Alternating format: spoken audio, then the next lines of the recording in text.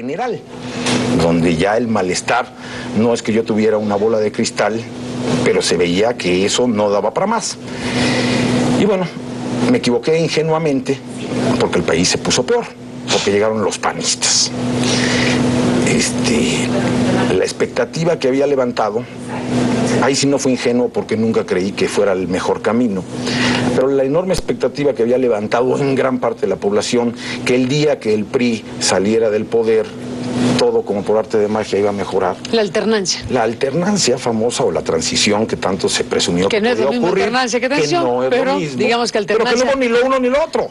A ver, porque ¿quién es hoy? Te lo pregunto yo a ti, perdón que me ponga en este rol. ¿Quién es hoy el mayor promotor del PRI, del presidente Peña Nieto y de sus políticas? ¿Te refieres al expresidente Fox? Me refiero al expresidente Fox, al cual también le dediqué una película que se llamó Un Mundo Maravilloso. Un Mundo Maravilloso, una película que justamente hablaba de esta cosa medio patológica que tenía el presidente Fox de vivir en una realidad que no era la que todos veíamos, en el que asombrosamente sus propios compañeros o empleados del gabinete lo desmentían al hablar. Cuando él decía que este país está mejor que nunca y cada vez hay menos pobres, pues de pronto aparecía por ahí un reporte del INEGI diciendo: oiga, señor presidente, los índices de pobreza aumentaron 7% del año pasado. Y decidimos hacer una película sobre la desigualdad social, que fue Un Mundo Maravilloso. También creí que con Fox habíamos tocado fondo.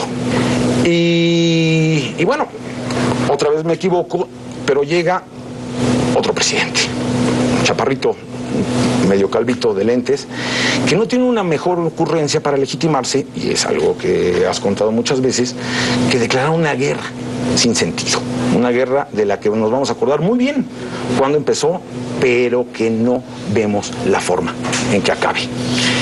El horror que se empezó a ver en ese momento, pues dije, tiene que haber también un testimonio de este momento que nos está tocando vivir. Y otra vez, cosa que fue muy polémica, en tono de sátira decidí contar el horror de la violencia y el horror de la guerra. Y ahí quedaron esas tres películas. El Infierno sí fue una película muy exitosa, una película que rompió, como el caso de La Ley de Herodes, el ámbito del espectáculo y el entretenimiento, que es a donde normalmente nos mandan a los del cine.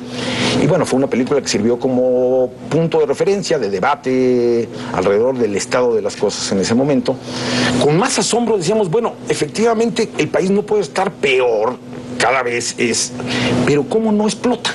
¿Cómo no acaba de tomar forma algo que está pasando, pero está pasando de manera aislada? Hay manifestaciones de descontento, pero de pronto, si uno cuenta este panorama, pues uno dice, bueno, ¿por qué no explota este país? Y llegamos a la conclusión que gran parte de ello era responsabilidad de la televisión, de que no tengo la cifra exacta y no quiero decir barbaridades, pero se sabe que más del 60-70% solo conoce la información a través de la televisión abierta. La televisión abierta, cuya historia, para quien no lo sepa, pues nació de la mano del PRI. Ha sido un pilar del sistema, un complemento, una mancuerna, y bueno, cuando en teoría el partido que iba a mejorar las cosas, pues también entra en mancuerna con la televisión, pues dices tú, bueno, pues aquí hay un factor que está siendo como parte del tratar de entender por qué no hay una mayor crítica, una mayor protesta a una realidad que, como ves, cada vez veía yo peor. Y empezamos a pensar hacer una película sobre la manipulación. Esta es la dictadura perfecta. Señor gobernador, le recuerdo que en esta vida hay cosas que el dinero no puede comprar y yo creo que su futuro político vale mucho más que eso. Tiene usted toda la razón, don José. Nomás le voy a pedir un favor. Usted diga, mi gober. Que así como le hicieron el sexenio pasado con el Golden Boy, vayamos trabajando para que ahora me pongan a mí en la carrera presidencial. Con todo respeto, señor gobernador, pero creo que no sabe muy bien de lo que está hablando. Para eso sí tendríamos que hipotecar el Estado. Pero mira, vamos a hacer una cosa. Vamos para adelante con esto. En un futuro, si los dos estamos contentos, nos volvemos a sentar y vemos dónde estamos. ¿Qué le parece? No, don José. Vamos por todo. Por la lana, no se preocupe. Mi gran estado da para eso y para más. Bueno, a ver, regresamos al aire, Luis, no digas más porque estamos ya de regreso y ahora retomo el hilo de lo que me estabas diciendo en el corte. Bueno, después de tu narración sobre cómo has llegado con varias películas a estos retratos de los momentos históricos del ejercicio de poder fundamentalmente presidencial, pero no solo presidencial, digamos la figura presidencial en México, que es esta figura central en un régimen presidencial, pues está compuesta de otros ingredientes de poder y tú dices, a ver, aquí hay que hablar del tema de la televisión. Aquí hay que hablar del tema de los poderes locales como los gobernadores. Aquí hay que hablar de la manipulación desde los más altos espacios de la información, la comunicación y el medio más poderoso que es la televisión. Cuéntanos de la dictadura perfecta, cuéntanos qué estás poniendo ahí. La dictadura perfecta, su origen, que está ligado a lo que contaba en el otro bloque, no es que tuviéramos una bola de cristal, Jaime Sampietro y yo, pero la empezamos a escribir a principios del 2011, cuando todavía Enrique Peña Nieto no era ni siquiera el candidato oficial del PRI. Pero llevábamos tanto tiempo con esta machacona idea de que el hombre más guapo, más inteligente, el que mejor obra estaba haciendo en el país, en el estado más seguro, en el estado, desayunábamos, comíamos, cenábamos, y esa presencia además atípica, pero además omnipresente que tiene la televisión, de que tú vas a un restaurante y está prendida y te vas a un aeropuerto y la tienes a un lado, ahora te puedes subir a un taxi o a un camión y ahí está la televisión. Bueno, evidentemente tenía un factor subliminal, pero también uno no tan subliminal. Y Jaime y yo decidimos correr una apuesta muy aventurada, que fue decir, esto es un hecho que representa el regreso del PRI sin cortapisas. Pero las películas, como bien lo sabes, no sabes bien cuándo las vas a poder filmar, no sabes bien cuándo las vas a poder estrenar. Y entonces decidimos hacer un ejercicio que está sintetizado en la frase promocional de la película, o el tagline, que a la letra dice, la televisión ya puso un presidente. Y entre signos de interrogación, ¿lo volverá a hacer? Yo veo ya ahora muchos apuntados, pero sigo con la narración de cómo... Gobernadores, sobre todo. Gobernadores sobre todo, y creo que también algunos miembros del gabinete no se quieren quedar atrás, porque la carrera es fuerte. Y entonces decidimos hacer una película... A ver, ¿y tú sostienes que la televisión puso a este presidente? Mira, se me hace... Primero, una precisión, que no soy ni analista político, ni politólogo, ni político, cuanti menos. Soy un hombre que tiene algunas ideas sobre el país en el que vive. Creo que puede ser a lo mejor simplista decir, la televisión puso un presidente. Sí creo que la plutocracia puso un presidente, y si alguien no sabe qué es la plutocracia, es lo que ahora se ha llamado de alguna forma los poderes fácticos, ¿sí? O lo que son, de manera más coloquial y sencilla, los ricos, porque achacarle creo que toda la responsabilidad a la televisión sería simplificarlo. Y bueno, si todo el día te están diciendo, este hombre va a ser, como lo coronó el Time, el salvador de la patria, pues a lo mejor lo crees, cosa que ocurrió. Pero sí creo que puede ser un poco simplista decir solamente como una frase. Pero mi película es una sátira, y además una sátira muy divertida y todo, pero que tuvo que ver, pues, sin lugar a dudas. Si no fuera porque retratas la realidad, diría que eres un exagerado. Pero bueno, estamos en esta película, La dictadura perfecta, con esta manera de decir las cosas, en donde tú muestras a un presidente de la República, porque además está con la banda presidencial, además se medio parece físicamente, es una mezcla entre Fox y Peña Nieto, porque hay algunas frases que combinas, pero en fin, estás mostrando ahí el gran poder de la televisión, estás colocando ahí a personajes que podrían ser incluso identificables, ¿no? Ahí la manera en que se presentan a estos personajes. Lo que estamos viendo ahí es cómo desde el ámbito de la televisión se puede construir o ayudar a construir, si lo quieres ver más ligero, una candidatura presidencial, y que alguien llegue vía ese impulso de apuesta política, de inversión política, a la presidencia de la República. Y luego viene toda esta muy cruda manera de retratar a estos otros factores de poder como los gobernadores, el personaje que interpreta Damián Alcázar como gobernador Carmelo Vargas, pues es un retrato, esta mezcla del México de hoy, el México que nunca se fue, y las conductas de los virreyes, como les llaman algunos. Totalmente, yo entre ellos. Tú, bueno, desde luego estamos en una cosa muy grave, porque, grave no, una cosa muy descriptiva de asuntos que se pueden palpar en México. La manipulación informativa, el poder de decir o no decir algo en la televisión, el poder de encumbrar o de hundir a un personaje.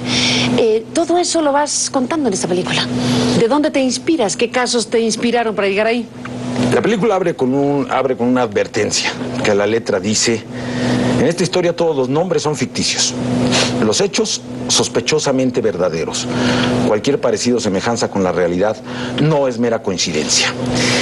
Y el ejercicio que hicimos Jaime y yo a la hora de sentarnos a escribir esta historia fue decir, a ver, efectivamente el poder de la televisión es muy claro y documentado, pero en este país tiene también particularidades, tiene caminos en los que han logrado colocar en la agenda pública de manera apabullante temas que de pronto uno se cuestiona diciendo, oye, estando las cosas como están, de veras le vamos a dedicar 45 minutos del noticiero y si me remonto hace muchos años, a los chupacabras, a las apariciones de las vírgenes en los troncos, ¿sí? O, como se vio muy claramente, con los hechos muy emblemáticos que decidimos tomar, porque estarán, creo, todavía muy presentes en el imaginario colectivo, los videoescándalos de Ahumada, Salinas y Bejarano, el caso Polet, el caso de Florán Cassé, en fin, casos que creo que todo el mundo recuerda, y a la conclusión que llegamos Jaime y yo es la verdad. La verdad verdadera atrás de estos casos no la vamos a saber nunca. Esta información fue tan manoseada, tan utilizada con fines no claros, se les dedicó tal tamaño de espacios, de tiempo, que evidentemente algo había atrás de todo ello. Y bueno, entonces decidimos justamente conjugar esa manipulación, ese manejo de la información con fines muy perversos, ¿sí?, con la otra historia, que es realmente la protagonista de la película, la historia de cómo la televisión puede hacer un presidente, a través justamente de ello, de hacer de él un posible salvador de la patria. Ahora, déjame hacer una pausa, Luis Estrada, y te pregunto sobre esto que se ha publicado, que en el inicio del proyecto hubo un financiamiento de Televisa, y ahí hay un retrato de las televisoras, la televisión mexicana. Bueno, pues es Televisa, es TV Azteca, que no hay para dónde hacerse. ¿Qué sucedió con eso? Cuéntanos después de la pausa. A ver, el financiamiento de la película, porque aquí hay un retrato crudo, digamos, de la participación de la televisión en México, pues es duopólica, básicamente, entonces es Azteca y Televisa. Retratas a Televisa, básicamente, me parece, por los perfiles y todo eso, pero en fin, retratas a la televisión. ¿Hubo un financiamiento, sí o no, de Televisa en el origen? ¿Quién patrocina esta película? ¿Quién la hace posible? ¿Y qué ha sucedido en el camino? La hace posible un equipo muy profesional y serio, y tu servidor. ¿Cómo se financia para hacerse posible? No es ningún misterio. La historia, que puede ser larga, pero que es interesante, es, si tú te dedicas al cine o al mundo audiovisual en este país, es muy difícil no tener una relación de negocios con justamente este duopolio, ¿sí? Y yo con Televisa había tenido una relación de negocios, creo que muy fructífera para ambas partes. Ellos participaron a través del estímulo fiscal 226, que es dinero que, en lugar de pagarle a Hacienda, para decirlo de manera muy simple, pero es lo que es, en lugar de pagarle a Hacienda un porcentaje mínimo de sus utilidades, la pueden destinar a la producción de una película. Y ellos participaron de esa manera en El Infierno. Cuando El Infierno fue una película tan exitosa en muchos aspectos, ellos me llamaron y me dijeron que estaban muy interesados en participar, porque ahora se han enfocado mucho en estar presentes en el negocio del cine. Y me dijeron que están muy interesados en participar en mi siguiente proyecto. ¿Sin saber cuál era? Sin saber cuál era, el que fuera. Cuando Jaime y yo terminamos este guión, en un tratamiento que creíamos que ya era bastante claro de qué era la película, el guión es un medio para hacer una película, no es un fin en sí mismo, lo llevé a Videocine, que es la filial de Grupo Televisa encargada de todos los negocios del cine. Lo recibieron, yo tengo una relación muy cercana, y diría, no sé si, ojalá en este momento todavía lo sea, con Fernando Pérez Gavilán, que es el director de Videocine. Le dejé el guión y para mi sorpresa me dijo, está muy fuerte, pero la queremos hacer porque creemos en ti, creemos en tu talento. Después de eso, ellos en ese momento me dieron 20 millones de pesos del estímulo fiscal del 226. O sea, ese dinero no es de Televisa, ese dinero es tuyo, mío y de todos los que están viendo este programa. Es dinero del Estado, no del gobierno, también, porque luego aquí este matiz pesa mucho. Y con ese dinero, como Capital Sevilla, salí a buscar otros fondos de diferentes instituciones del Estado mexicano, del Consejo Nacional para la Cultura y las Artes, del Instituto Mexicano de Cinematografía, del Fondo de Inversión Estímulos al Cine. También participa el gobierno, en especie, el gobierno del Estado de Durango. También participa la Universidad Nacional Autónoma de México y los estudios Churubusco.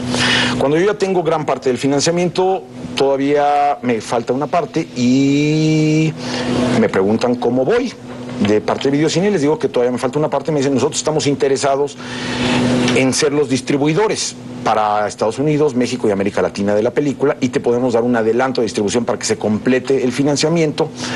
Evidentemente, en cada una de estas etapas y con cada una de estas instituciones federales y con Televisa como un inversionista privado, se firmaron contratos muy claros, detallados y extensos, donde estaban las obligaciones, los derechos de cada una de las partes, y como parte integral de los contratos, no solo el guión de la película, sino también una carpeta donde viene desglosado cuánto cuesta, dónde se va a hacer, quiénes salen, etcétera, etcétera. Y una de mis obligaciones era que cuando yo terminara la película, se las tenía que regresar para mostrársela, cosa que hice 9 meses después de terminado el rodaje de la película. La vieron y me dijeron, ya no estamos interesados en la película. Las razones ojalá se las pudieras tú preguntar a ellos. No, yo no quiero poner palabras de nadie en la boca porque además no me consta cuáles fueron esas razones, pero me dijeron, ya no estamos interesados en la película, tenemos que encontrar una manera de divorciarnos, nos tienes que reintegrar el dinero que te adelantamos como parte del adelanto de distribución, no el del 226, el que me dieron como adelanto. ¿Cuánto te dieron por distribución? Mira, es una cláusula de confidencialidad que en unos contratos de estas características son un poco delicados, porque creo que ya hay suficiente tensión en el ambiente como para... Pero es una suma considerable, misma que les tengo que reintegrar en un plazo, y esa es la historia del financiamiento. Luego salgo a buscar distribuidores, se me cierran muchas puertas porque todo el mundo ve la película primero con mucho entusiasmo y con mucho potencial comercial, pero luego cuando se consulta en esferas superiores me van diciendo, lo sentimos, pero no queremos rasparnos con los señores que están retratados en la película, hasta que, bueno, este 16 de octubre se estrena en todos los cines de México. ¿Sientes amenaza en tu entorno? Mira, tanto como en la ley de Herodes, no. Hay señales un poco extrañas. Por ejemplo, no voy a usar la palabra censura porque es una palabra que me tocó vivir en carne propia y es una cosa espantosa, y creo que es algo que, a menos de que esté seguro de que está ocurriendo, pero hay de pronto... Pero no podrías hablar de censura si estás en todos los cines de México. No, y por eso no hablo de censura. Pero ¿qué ha pasado? Cosas extrañas. Empresas de publicidad que nos han negado poner la publicidad de la película, que ya estaba comprometidas, pero que de pronto dicen, ¿saben qué? Que ya lo pensamos bien y es muy irreverente su publicidad. Pero ahí está la dictadura perfecta en esto que es el estreno en México. Y bueno, pues seguiremos hablando del asunto porque obviamente es esta herramienta del cine para hablar de los grandes temas en nuestro país. Gracias por estar aquí para contarlo. Gracias a ti, Carmen. Gracias, Luis, y hasta la próxima. Y a usted que nos permitió acompañarle, pásela bien y hasta mañana. Muchas gracias, señora presidenta. Muchos de ustedes dudaban de las pruebas que les he mostrado con anterioridad y que documentaban el desproporcionado y escandaloso enriquecimiento del gobernador. Pero después de ver los videos que han sido transmitidos en cadena nacional para vergüenza de nuestro Estado, propongo a esta soberanía exigir la renuncia inmediata del gobernador y de su pandilla de delincuentes que tanto daño han hecho a nuestro Estado.